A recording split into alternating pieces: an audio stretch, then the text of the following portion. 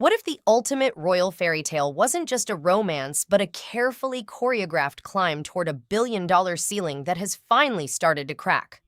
For years, the world has watched the tension between the House of Windsor and the Sussexes play out like a high-stakes soap opera. But in early 2026, the narrative shifted from tabloid gossip to a brutal institutional reckoning. It all started when a California courtroom effectively laughed at a legal filing that revealed the true scale of the lifestyle Meghan Markle believed she was entitled to. While the public saw a couple fighting for privacy and freedom, the court records were busy painting a picture of luxury demands so extreme they were dismissed as a legal joke. The bombshell exploded when Princess Anne, often cited as the monarchy's most disciplined gatekeeper, stepped into the fray to confirm what many had suspected. There was a secret clause, the sovereign lifestyle accommodation provision. This wasn't just a request for a nice house. It was a manifesto for a life of global elite status funded by an institution they had publicly trashed. From $300,000 a week yachts to permanent private jet access, the demands were staggering.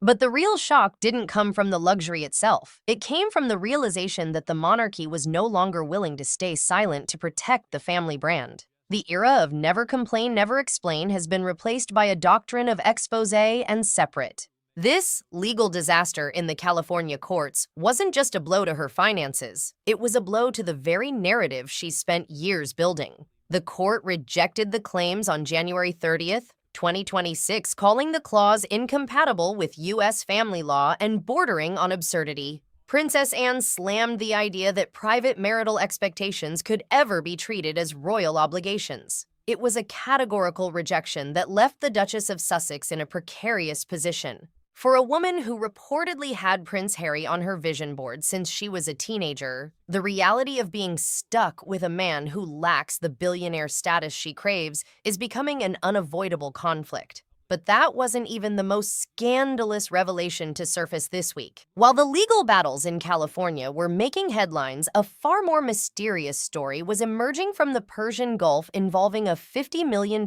yacht and a history that someone worked very hard to erase. The digital world went into a frenzy when Canadian psychologist Jordan Peterson released a podcast titled The Mirage of Virtue. Within 48 hours, it had racked up 15 million streams, and for good reason. Peterson presented what he called a dossier compiled by private analysts and former yacht staff tracing Meghan's social climb long before she ever set foot in Kensington Palace. The center of this exposé was the Golden Mirage, a massive luxury vessel docked off the coast of Dubai between 2010 and 2011. According to the claims, a young Meghan Markle wasn't just a struggling actress during this period. She was allegedly acting as a cultural bridge between Western entertainment and Eastern capital. The dossier describes private galas, soft diplomacy events, and high-level networking with oil tycoons and hedge fund magnates. Witnesses cited in the report describe her as professional, elegant, and always networking, flying in on private Gulfstream G650s under strict non-disclosure agreements. This version of the story clashes violently with the humble girl-next-door narrative that fueled her early royal image. Peterson's critique was biting, labeling her an archetypal hypocrite who marketed victimhood while navigating the most patriarchal and elite power structures on the planet. He painted her as a modern-day Icarus flying too close to the sun of global influence, only to find that the wax on her wings was melting under the heat of royal scrutiny. The palace, usually quick to distance itself from such rumors, took a different approach this time. Princess Anne made it crystal clear the Golden Mirage trips had nothing to do with the crown. No UK delegation was there, and no royal funds were used. It was a firm public severing of ties to a past the Duchess might have preferred to keep in the shadows. But as the details of those yacht trips began to circulate, people started looking much closer at the lifestyle demands that eventually caused the marriage to fracture. It seems that the expectations Meghan brought into the royal family weren't just about being a princess. They were about being an international power player with access to the kind of resources that only the top 1% of the 1% can afford. When the sovereign lifestyle accommodation provision was finally brought to light, it revealed a list of non-negotiables that seemed more suited to a billionaire tech mogul than a working royal. We're talking about a document signed in early 2020, just months before the Megxit announcement, that laid out an expectation for helicopter-ready private homes and weekly access to yachts worth hundreds of thousands of dollars. These weren't just dreams. They were the central arguments Meghan's legal team used in her California court filing to explain why the marriage had become unhappy. The argument was essentially that the bargain of the marriage hadn't been met because the luxury wasn't high enough. The court's reaction was swift and merciless. By calling the demands a legal joke, the judiciary effectively stripped away the protection of her royal status in the eyes of the law. Princess Anne's statement on January 31st marked the first official word from the monarchy on the split, and it was a sharp one. She revealed that these expectations were never approved by the royal household, despite being presented as such in the court filings. The message was clear: the crown is not a bottomless pit of wealth for those who choose to walk away from its responsibilities. This realization has sent shockwaves through the Sussex camp, especially as Harry's own worth is reportedly much lower than what Meghan might have initially believed. As the financial reality sets in, the questions about her past and how she built her network have only grown louder. Jordan Peterson's analysis didn't just stop at the yacht trips. It explored the psychological shadow self that he believes Meghan has projected onto the world. He argues that her performance of suffering is marketed as empowerment, a manipulative force that shapes both her private identity and her public symbolism. This is where the narrative of the victimized feminist meets the reality of the transactional social climber. If the Golden Mirage trips were indeed about networking with Eastern elites under the guise of philanthropy, it suggests a level of strategic planning that predates her royal life by years. The palace has stayed mostly silent on the specific psychological claims, but Princess Anne's insistence on transparency and restraint hints that the monarchy is well aware of the optics. Since 2022, King Charles has been expanding these guidelines into the Sovereign Compact, a plan to cut taxpayer reliance and increase accountability.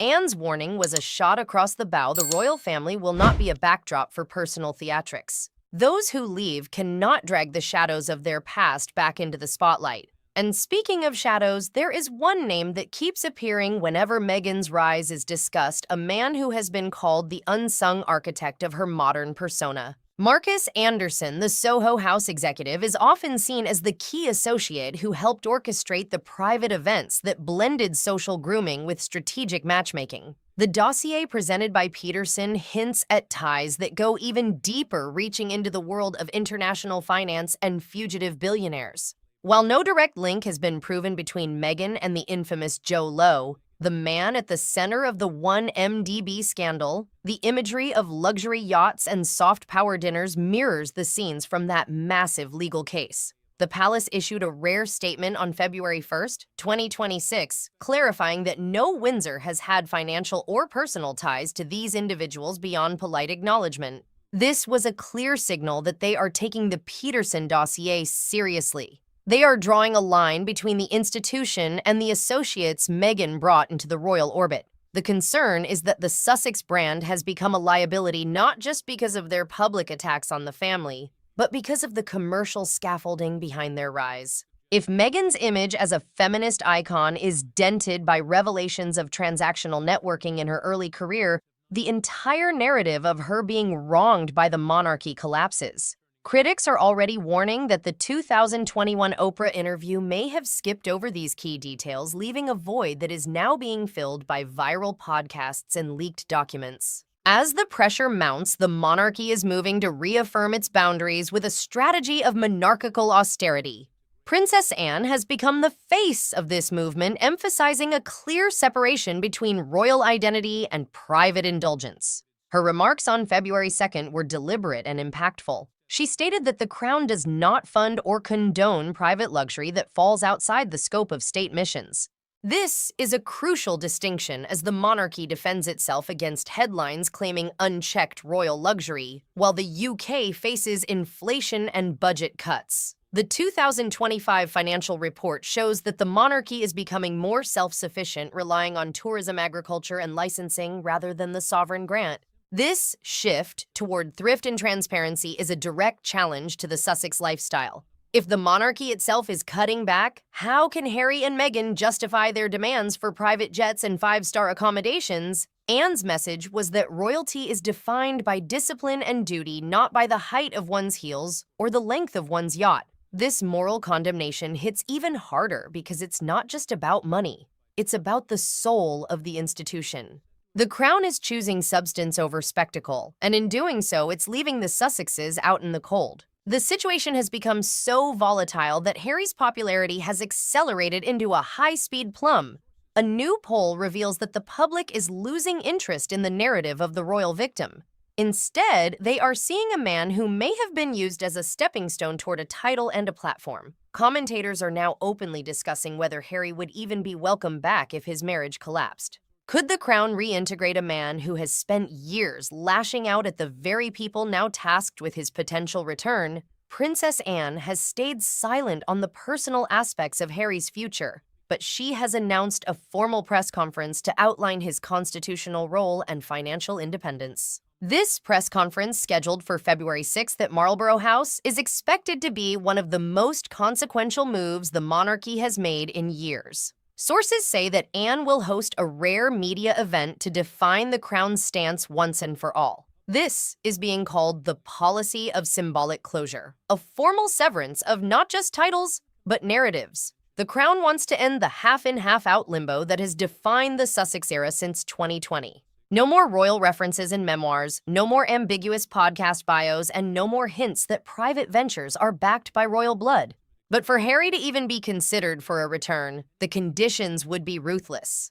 Leaked drafts show that Anne will demand full legal and financial disentanglement from all Sussex-branded ventures. This means walking away from the Netflix deals, the Spotify contracts, and any offshore trusts. He would have to issue a public letter of intent to the Privy Council accepting accountability and renouncing his attacks on the family. He would be placed on a probationary period with his access to royal residences and funds conditional on a reassessment by a senior royal subcommittee. It's a far cry from the life of a senior working royal, but it may be the only path left for a man who has lost his friends, his family, and his direction. Meghan, meanwhile, remains silent. Her legal team has declined media requests after the rejection of her luxury clause. Rumors are swirling that she is preparing a retaliatory interview in the U.S. to try and regain control of the narrative. But the landscape has changed. The public is more skeptical, and the palace is more prepared. The Royal Legal Office has already documented over 100 cases in the past year where crown branding was used without permission.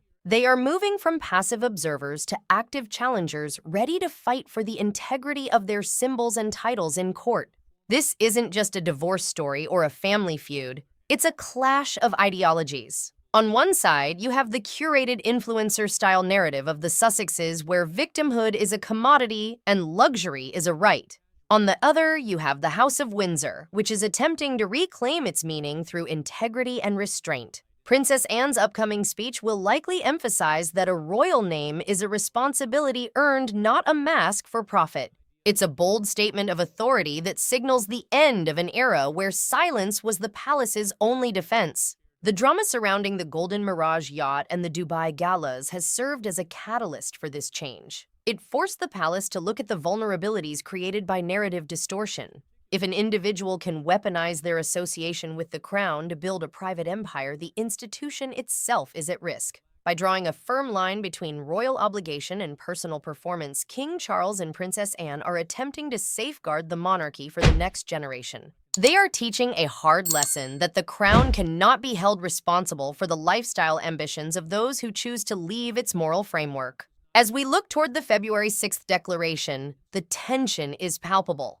The Sussex saga has turned from a celebrity romance into a test of institutional strength. Harry, once the fun-loving prince, is now seen by many as a miserable figure lashing out at a world he believes is conspiring against him.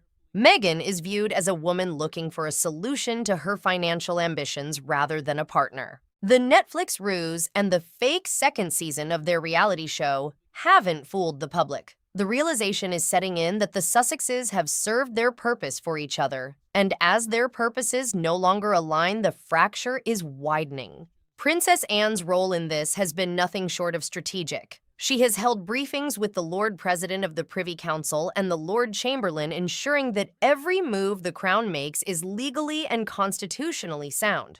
She is not just protecting the family, she is protecting the legacy of Queen Elizabeth II and the reforms of King Charles. The monarchy has survived scandals before, but the digital age of narrative warfare presents a new kind of threat. The response has been an institutional hardening, a refusal to be a part of the spectacle. When the dust settles on this volatile week, the message will be clear: discipline and stability. The monarchy is not a stage for influencer-style narratives. It is an anchor of national identity that demands a level of restraint that the Sussexes were seemingly unwilling to provide. Meghan's past, whether on a yacht in Dubai or a red carpet in Hollywood, is her own. But the crown is making sure that her future is no longer tied to the symbols and prestige of the British monarchy. The era of ambiguity is over. The upcoming press conference will be a moment of historical significance. It will mark the moment the crown chose to speak with purpose rather than outrage. It will be the moment the House of Windsor reclaimed its story from those who tried to sell it to the highest bidder.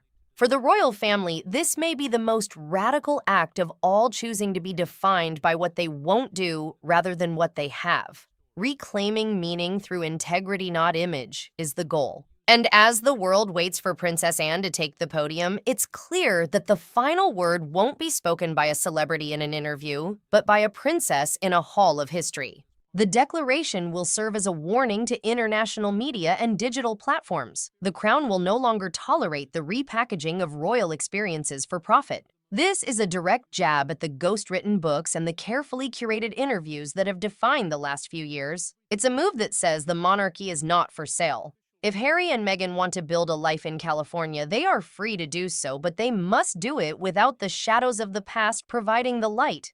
The breakdown of the marriage and the rejection of the luxury clause are just the beginning of what looks to be a total reset of the royal brand. In the end, February 2026 won't just be remembered for a potential divorce or a courtroom loss. It will be remembered as the moment the monarchy found its voice in a world of viral outrage and narrative distortion. It will be the moment they chose order over chaos. For those who have followed the saga from the beginning, the conclusion feels both shocking and inevitable.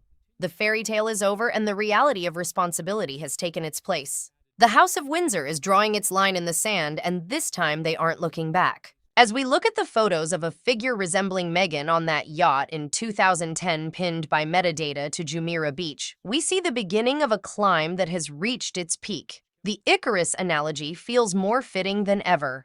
The sun of global influence is bright, but it's also unforgiving. For the monarchy, the goal is to remain the sun, steady, distant, and essential, while those who try to fly too close find themselves falling back to earth. The lesson of the golden mirage and the luxury clause is simple: prestige cannot be demanded. It must be deserved. The palace's decision to hold its fire until now has been a masterclass in institutional patience. They allowed the Sussex narrative to run its course until it began to collapse under the weight of its own contradictions. Jordan Peterson's podcast was just the spark that lit the fire, but the fuel was years of performative morality and transactional social climbing. Now the fire is burning, and the palace is making sure it doesn't spread to the foundations of the monarchy itself. The Marlborough House Conference will be the final extinguishing of that fire, a symbolic closure that leaves the crown standing firm. As we wait for that final word, the world is left to reflect on what we've witnessed. A clash of private ambition and public duty. A marriage built on a vision board and broken on a legal clause. A prince who lost his way and a monarchy that found its strength. The Sussex saga is no longer just a story about a couple. It's a story about the era we live in. An age where image is everything but integrity is the only thing that lasts. For the royal family, the choice was clear. They chose legacy over celebrity. They chose truth over spectacle. And in doing so, they may have saved the monarchy for another 1,000 years. The fallout from this week will be felt for a long time. Meghan's silence is loud, but the palace's purpose is louder. As the details of the sovereign lifestyle provision continue to circulate, the public is seeing the freedom the Sussexes sought in a new light. It wasn't freedom from the press or freedom for privacy. It was freedom to live a billionaire lifestyle without the billionaire's bank account. It was a gamble that didn't pay off. And now, the bill is due. The rejection by the California court was the first payment, and the Marlborough House Conference will be the final settlement.